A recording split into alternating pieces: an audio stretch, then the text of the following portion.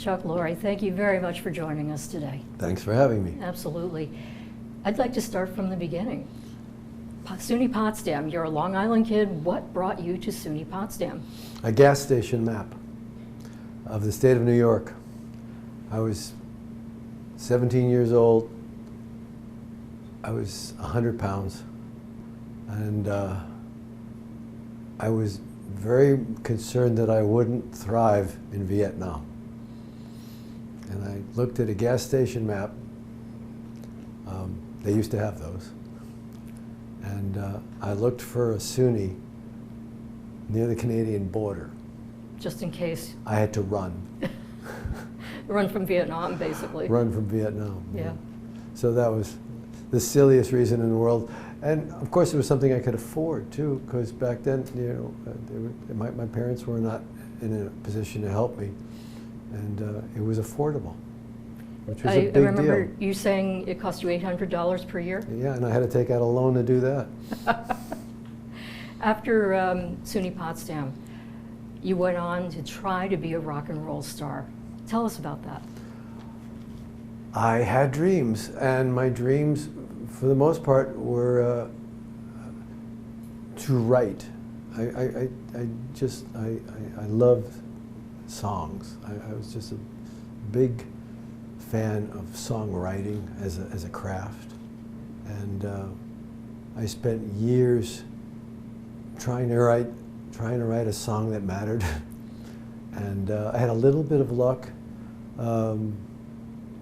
For about 15 years, I had a little bit of luck with Debbie Harry from Blondie, recorded one of my songs. And then I absolutely stumbled into this, what appeared to be a very silly thing that is still actually happening. Me and a friend of mine wrote the theme song for the Teenage Mutant Ninja Turtles, which just doesn't stop.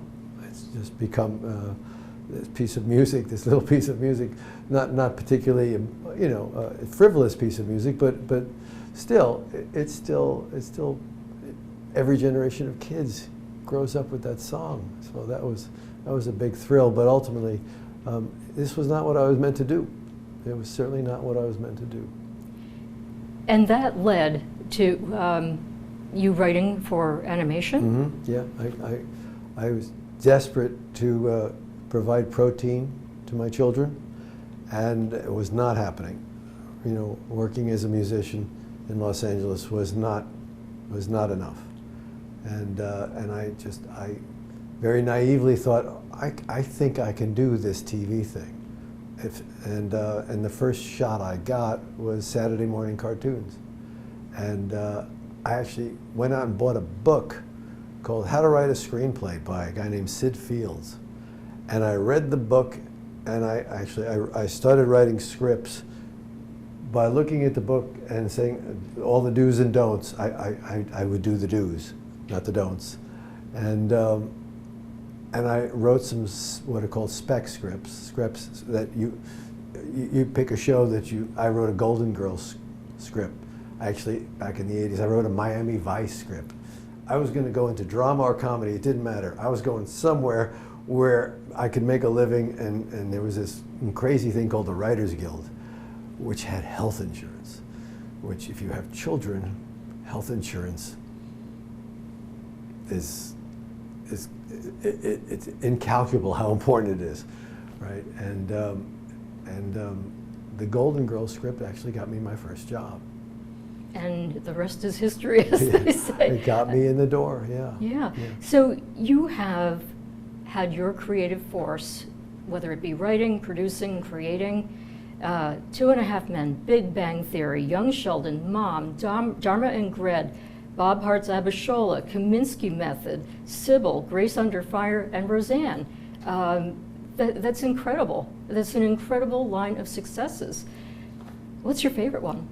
Oh, no. First of all, I was a writer for hire on Roseanne. I don't want to create the impression that that was a show that I was part of the design for. I was not. But yeah, asking my favorite would be like asking, who's your favorite child? It's a question you don't answer. I'm grateful for all of them. Some were harder than others.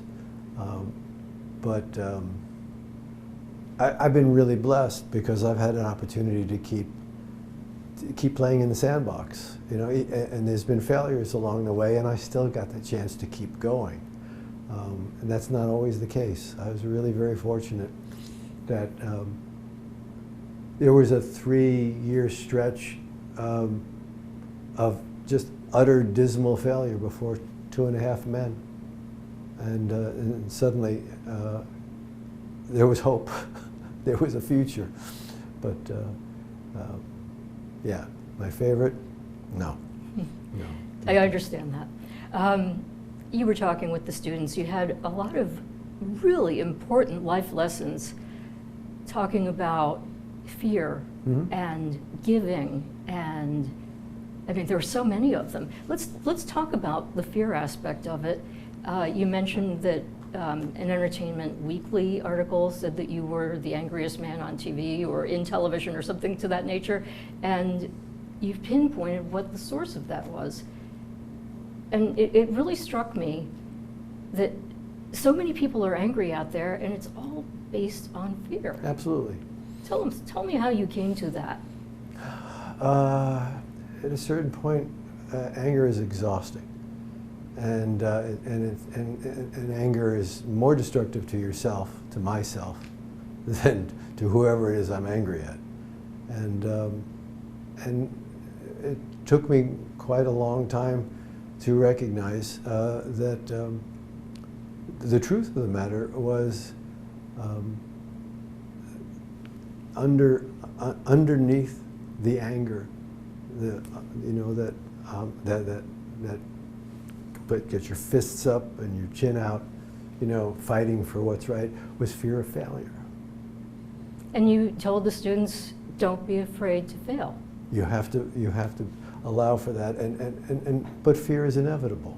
It's not something you can wish away, but you can recognize it. You can recognize that it goes along with taking a chance. It's built into taking a risk. Fear. If there is no fear, there's no risk. But it doesn't have to. It doesn't have to be hidden under a veneer of anger. That's what I was trying to communicate. And also learning from your failures. You mentioned that you tried so many different shows that never succeeded, and even one that was wildly successful almost didn't get made. Sure. You learn from the failures. Obviously, they're the greatest teachers. With the caveat, if you don't become an angry, bitter, resentful human being, those failures have a lesson to teach you. But you have to be open to it. You have to, if it hurts too much to fail, it's impossible to get anything positive from it. Now, you mentioned that Big Bang Theory was a series that almost didn't get launched. Tell us about that. Under normal circumstances, The Big Bang Theory was a failed pilot. The first episode that we shot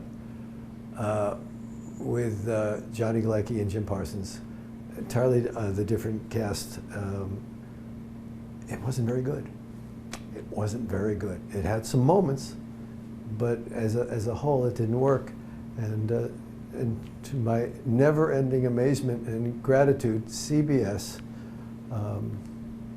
said, "Would you consider trying it again?" And they thought that perhaps the casting of the female lead was a mistake or something like that, and it was not. She did exactly what was asked of her. She was a terrific actress. I said, I think the real problem is the script we wrote stinks.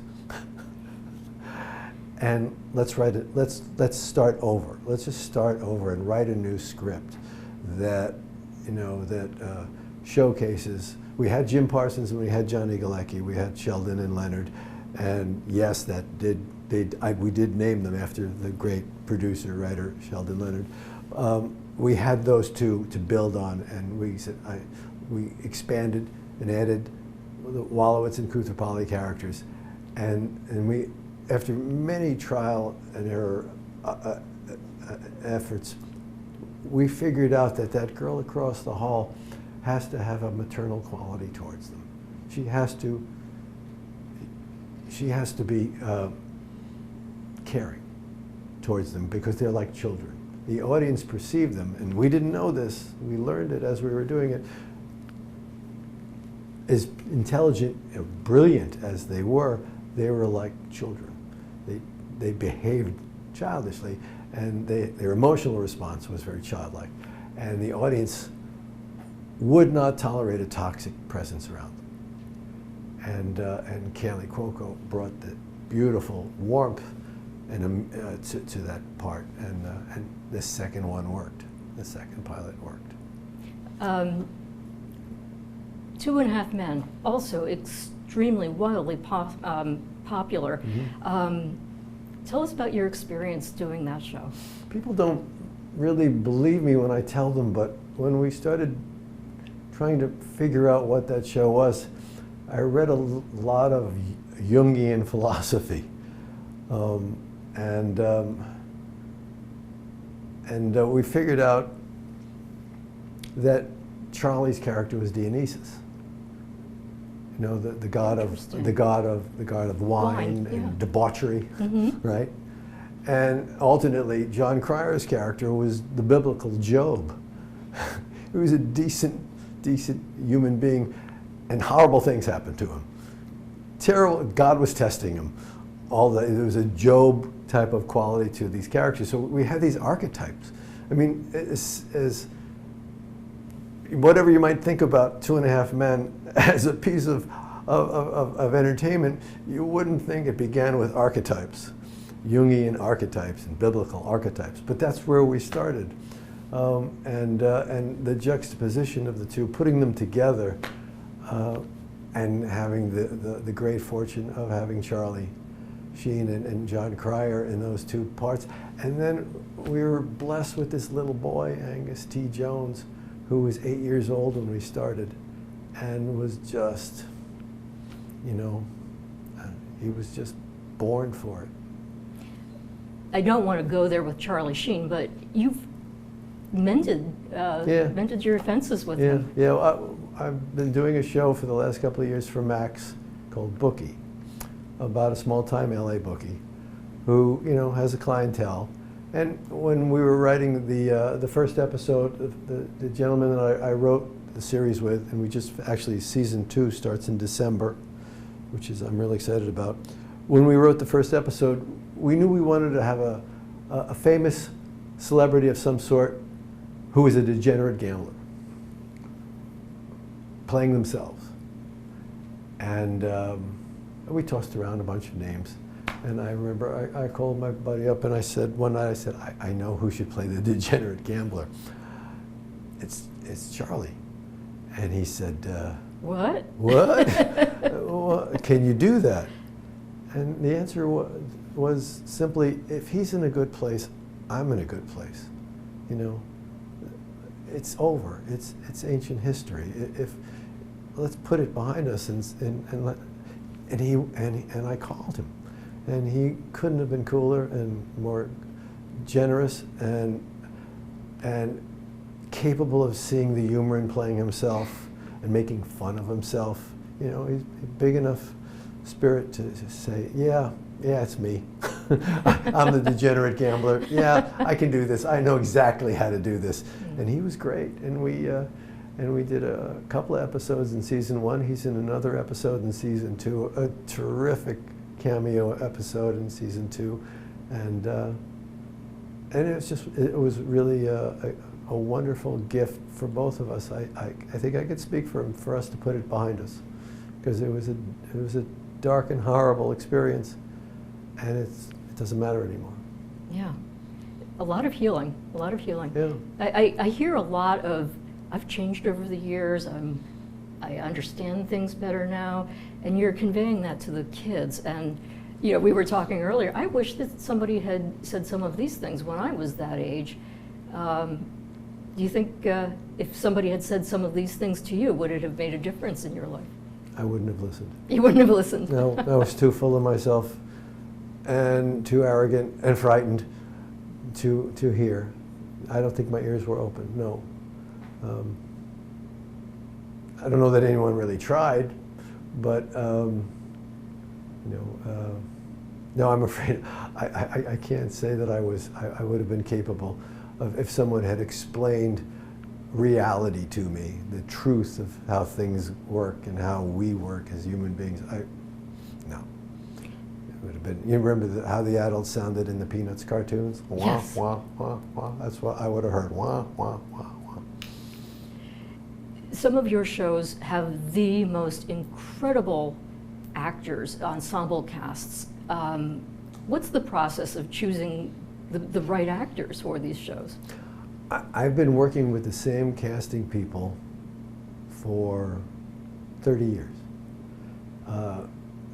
Beginning with finding Thomas Gibson to play opposite Jenna Elfman in Dharma and Greg.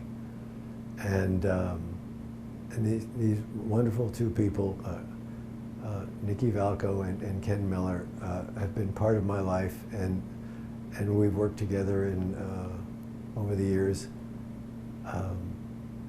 For instance, when we were casting 2.5 Men, CBS and the executives at CBS were adamant about one thing.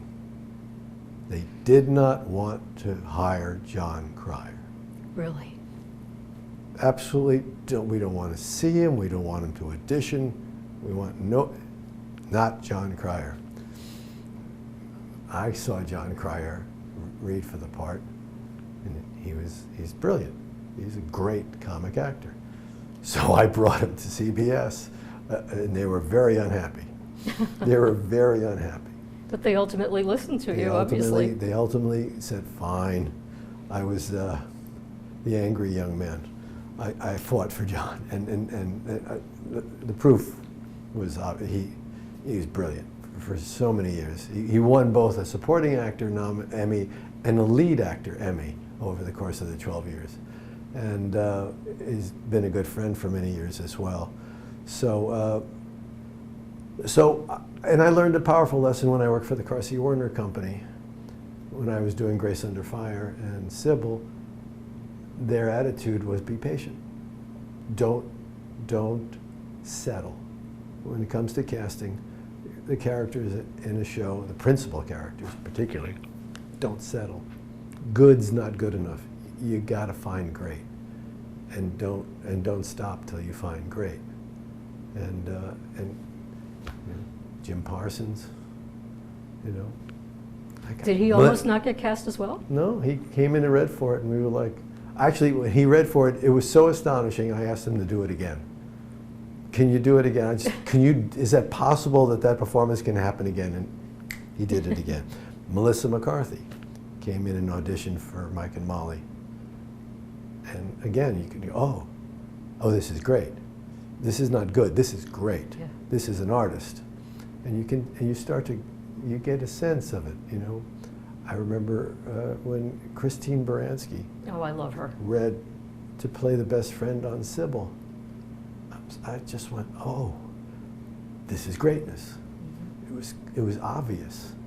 There's good, but then there's great. And the whole trick to casting that I learned with Tom Werner and Marcy Carsey was be patient. Don't settle. That's a good life lesson, too. Yes. When it's something important, you fight for it. You fight for it, or at least wait for it, but don't settle. In terms of, just talking about the actors that are just superb, the writing is incredible as well. What's the process? It's another process where you don't settle, where you recognize that good's not good enough, that the audience has this little thing in their hands and it just requires a little muscle twitch to change the channel or to turn the television off. And if what you're doing isn't terrific, then that muscle twitch is coming. And in all likelihood, when someone turns off your show because it's not working for them, they never come back. It's like getting a bad meal in a restaurant. You don't go, let's go to the place where the food was terrible. You don't go back. And I feel that way about television. It's such a fragile relationship with the audience that you can't, when you're writing, you can't settle. To settle is to invite the audience to go, I'm done. This isn't funny. I don't care about these people. Whatever their reasoning might be, we didn't do our job as writers if the audience is turning the show off or going somewhere else. God forbid, maybe reading a book. Oh no. Now, with that said, some of the shows that you've created come from unusual spaces. Mm-hmm. The womanizing in 2.5 Men, the substance abuse issues in Mom, Mm-hmm. just to name a couple off the top of my head. Do you deliberately go to the more unusual topics because it's not been done before, or? I think I personally want to explore things that are virgin territory. I certainly don't want to follow in the footsteps of another show. And I also, I'm chasing things that I personally think are entertaining, funny, moving. We learned and started to have the courage on Mom to do more dramatic pieces. Some tragedy. Because if you're doing a show about substance abuse and you leave tragedy out, you're lying. You're lying to the audience. Because tragedy is built in to addiction. So and we got more confident. I got more confident as time went on to take those chances and to hope the audience would stay with us. That it wasn't the pure comedy that I'd been doing for many years. It was hopefully a little bit deeper than what we were doing on 2.5 Men. Do you have any fun anecdotes that you can pass along to our viewers about any of your productions or the actors or anything that's funny to you? Let's see. I first season of 2.5 Men. A little boy on the show, Angus Jones. We were about to shoot in front of a live studio audience, a couple hundred people waiting to watch the show, and a production assistant comes over and says, "There's a problem. Angus isn't feeling well." And I walk over, and he had a big scene to do, right? He's 8. And I said, "What's going on?" He goes, "My stomach. My stomach hurts." I go, "Oh, okay." All right. I said, "Well, what we'll do, Angus, is we'll send the audience home, and we'll do this another night. Because if you don't feel well, we're going to just call off the night, and we'll figure something out." And he goes, "Well, maybe I can I take like a Pepsid or something and see if it helps?" And I said, "Can someone get Angus a Pepsid?" So when he runs and comes back with a Pepsid and a little glass of water, and he takes the Pepsid, he puts it in his mouth, he sips a sip, and he goes, "I'm okay, let's go." And he walked into, and we shot, and we had a great night. We had a great night. The Pepsid was here when he was cured. Probably just Right. nervous. The upset stomach was he had a bacon and cheeseburger before the show. That was I left that part out. What'd you have for dinner? Oh, bacon and cheeseburger. Oh, God. Right? But, yeah, he was a beautiful little boy. His instincts were uncannily correct.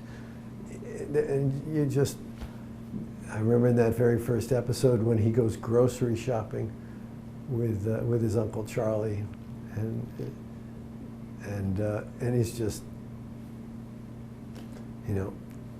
there was going back in time, there was that relationship that W.C. Fields had with children.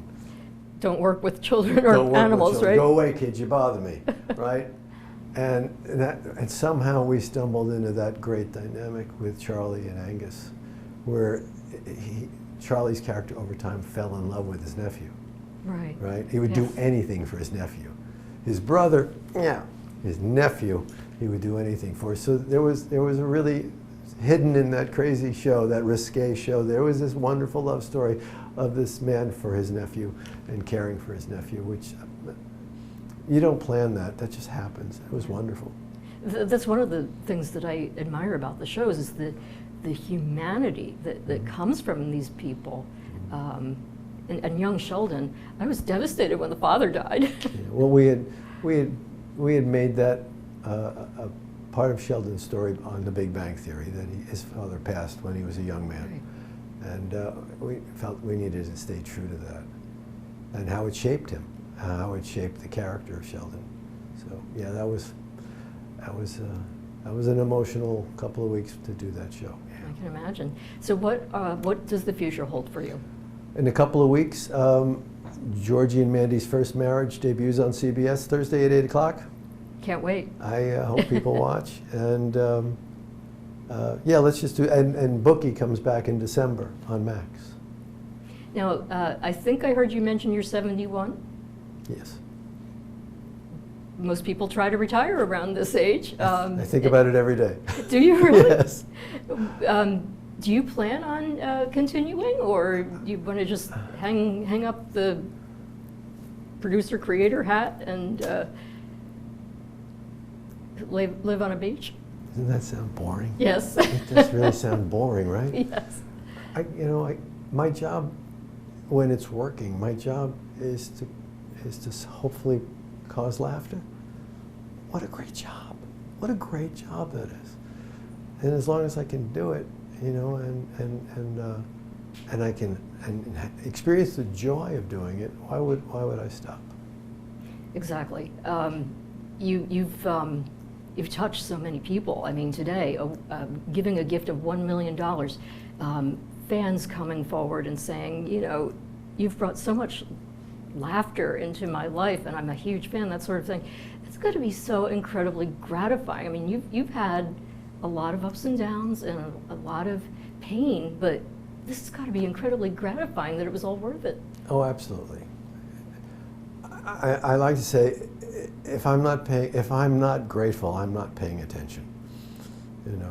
Gratitude is, it has to be part of everyday life at this point. To be otherwise would be to completely miss how fortunate I've been, how many breaks I got, how lucky I've been. I worked hard. I'm not saying I just stumbled into this. I worked really hard, but I had so many breaks that, looking back on it, gratitude is the only emotion, and it trumps happiness. And can you use trump as a verb? I think so. It beats happiness. Gratitude's by far the more powerful experience.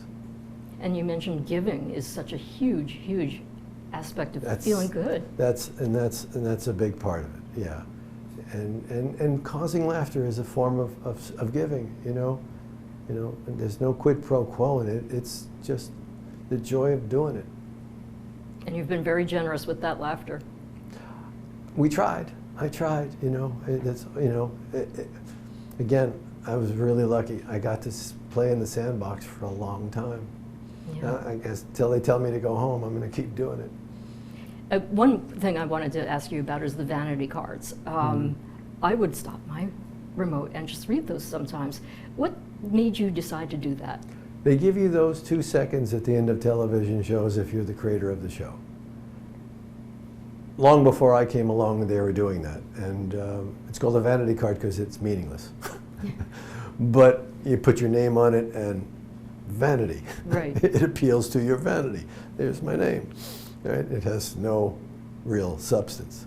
But it's 2 seconds of national television time. And the idea of actually writing something, whatever I want, for those 2 seconds, seemed like a good idea. In 1995 is when I started on Dharma and Greg. And no one could read them. This is long before DVRs. If you had a terrific VCR, you could pause it and maybe read them, but most people thought it was legal boilerplate. So I got away with murder for the first year or two. ABC didn't know what to make of it. They didn't know. No one was suing, or there was no litigation. So, and then I just got into it. It was fun. I was writing just for the fun of it. There was no, I wasn't getting paid to do it. It wasn't my job. It was just an opportunity to go, here's what I think, here's what I feel. I think this is funny. I think this is terrible, and read it, don't read it, it's free. And it kind of, I've written over 800 of them now or something like that. It's kind of went further, much further than I could have ever dreamed. And it even has its own website now. Yes, yeah, I had to have a website, and we had a book at one point. Maybe we'll do another one, but there was a book about 6, 7 years ago, 10 years ago, about 10 years ago, that we had a book compiling all the cards. That's right. Yeah, it's crazy. Yeah. I don't want to keep you. Okay. Thank you so much for joining me. Thank you.